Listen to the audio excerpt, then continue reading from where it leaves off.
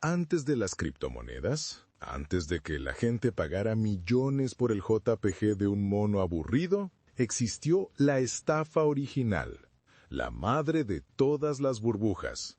Te contaron que un país entero, la economía más avanzada del planeta, se arruinó por completo por culpa de unas flores.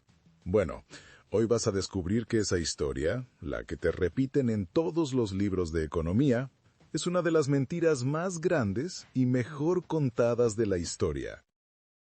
Vámonos a Ámsterdam, siglo XVII, la capital del mundo. A principios del 1600, la República Holandesa era el Silicon Valley de su época.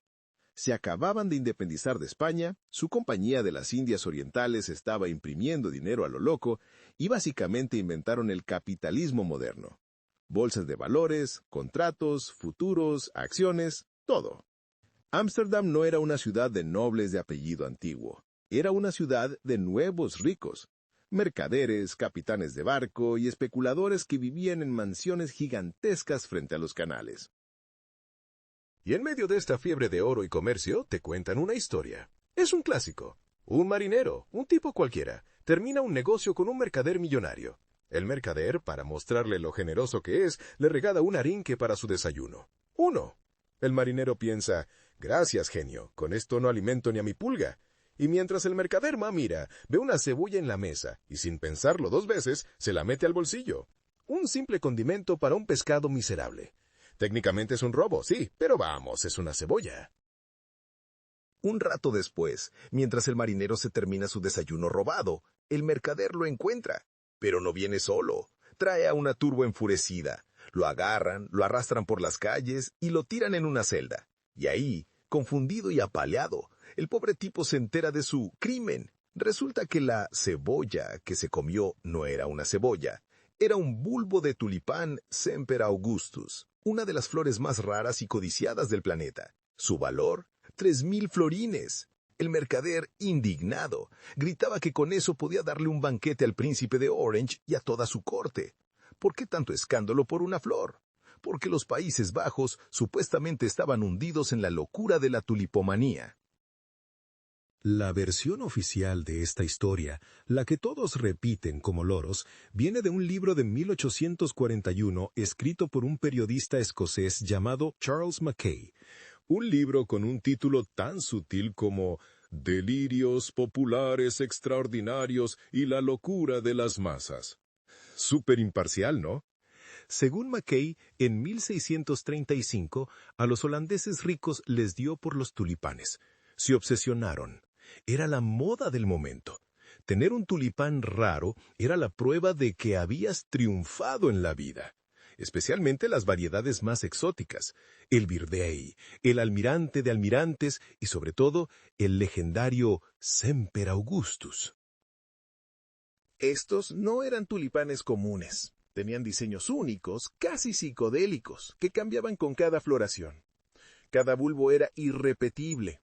Eran, para que nos entendamos, los primeros NFTs de la historia, pero estos al menos olían bien.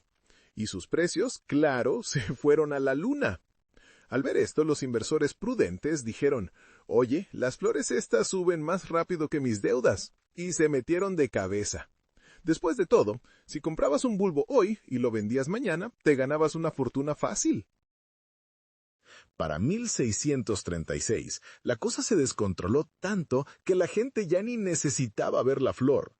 Y aquí es donde la historia se pone interesante, porque los holandeses inventaron un truco que define nuestras finanzas hasta el día de hoy.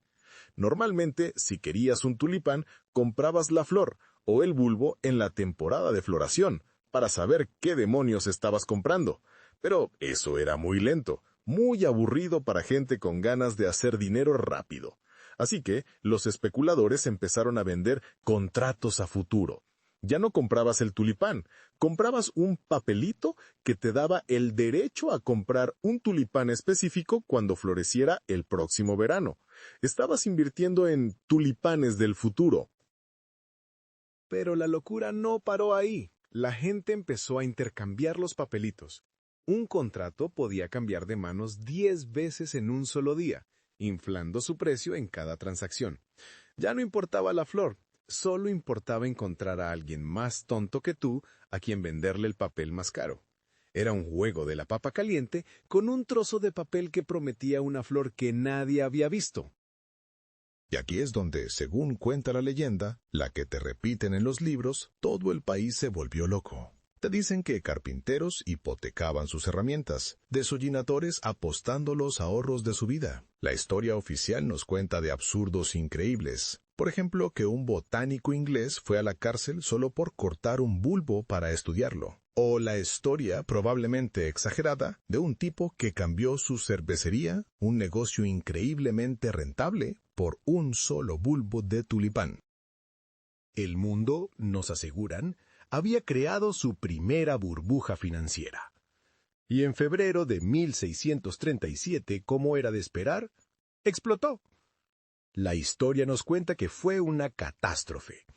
Miles de familias arruinadas, la economía en depresión y los canales de Ámsterdam llenos de empresarios suicidas. Esta es la tulipomanía que te explican en la universidad y en las películas, el cuento perfecto sobre la codicia y la estupidez humana. ¿El único problema con esta historia? Que es en su mayor parte una completa mentira. Sí, así como lo oyes. La historia del marinero, la del botánico, la de la cervecería, son fábulas. Anécdotas jugosas para vender un libro. En los últimos años, historiadores serios han vuelto a investigar qué demonios pasó realmente. Una historiadora llamada Anne Goldgar se pasó años enterrada en los archivos originales holandeses. Revisó miles de documentos, registros notariales, actas judiciales, testamentos. ¿Bancarrotas masivas? 0. ¿Suicidios? Ninguno documentado. ¿Crisis económica? La economía holandesa siguió siendo la más fuerte de Europa. No encontró evidencia de la catástrofe económica que nos contaron. Entonces, ¿fue una burbuja? Depende de cómo la defines. Sí, hubo especulación. Sí, los precios subieron rápido y cayeron de golpe. Pero la diferencia crucial es esta. No destruyó la economía, afectó principalmente a un grupo pequeño de especuladores y la gente realmente valoraba las flores, no solo su precio. Un tulipán raro era un símbolo de estatus brutal. Te marcaba como una persona culta, rica y con un gusto exquisito. La gente pagaba para que les pintaran retratos sosteniendo su tulipán favorito. No se suicidaban, posaban orgullosos con sus flores. Y aquí viene el remate.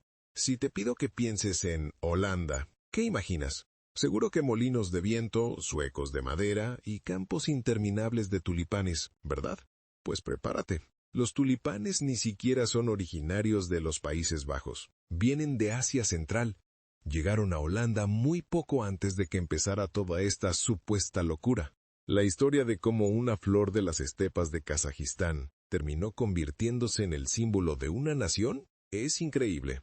Involucra a jinetes nómadas, sultanes otomanos y jardines de placer. Y lo más loco de todo es que la belleza de esos tulipanes únicos, esos que valían una fortuna, no venía de una cuidadosa jardinería. Venía de un virus, una enfermedad que infectaba la flor y creaba esos patrones de colores irrepetibles. Pero esto nos deja con la pregunta más importante. Si no fue una catástrofe, ¿por qué esta versión de la historia es la única que conocemos? La respuesta, como siempre, tiene que ver con la propaganda. Mackay, el escritor de 1841, no se inventó la historia de la nada. Sus fuentes fueron una serie de panfletos y dibujos satíricos publicados en Holanda justo después de 1637. Eran propaganda creada por conservadores holandeses para burlarse de los nuevos ricos que especulaban con flores. La crisis nunca fue económica. Fue una crisis de ansiedad social. Y 200 años después, Mackay tomó esa propaganda local y la convirtió en una fábula moralista. Una historia tan buena que nadie se molestó en verificarla. Así que no. La tulipomanía no fue la primera gran burbuja, pero sí fue la primera gran fake news financiera. Una historia tan poderosa que ha servido durante siglos para culpar a la gente común de las crisis, en lugar de a quienes realmente mueven los hilos. La historia real la de los sultanes otomanos, los virus que crean belleza y los mercaderes que sentaron las bases para los mercados de futuros, es mucho más compleja y fascinante. Y esa, por supuesto, la desentrañaremos en el próximo capítulo. La historia está llena de estas mentiras convenientes, mitos diseñados para mantenernos en nuestro lugar, y aquí nuestra misión es demolerlos. Si quieres seguir descubriendo el lado B de cómo funciona realmente el dinero y el poder, ya sabes qué hacer. Dale a suscribir y nos vemos en el próximo capítulo de la historia de la plata, como nunca te la contaron.